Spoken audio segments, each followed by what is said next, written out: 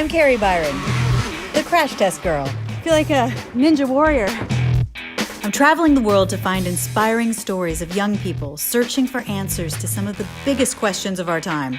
How do we feed an ever-growing world? This is incredibly delicious. How is technology improving our lives?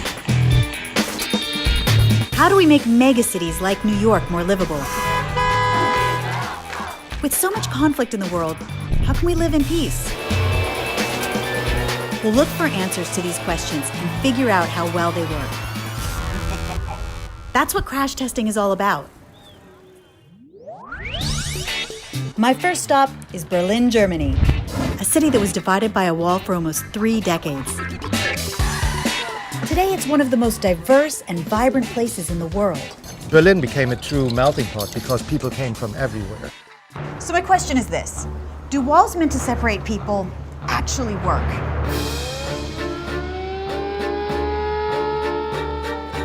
Almost immediately after the wall had been built, people started to plan their escape.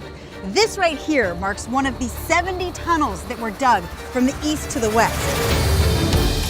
The train would pass by, there'd be no passengers. They're called ghost stations. When that wall came down, the pressure exploded into the Berlin we see today.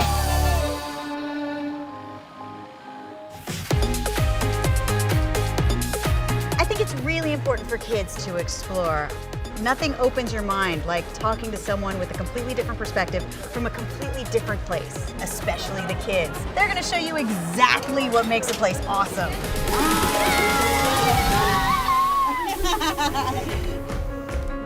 Use centripetal force.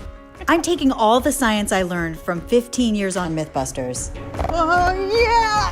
You can really see how wind creates energy.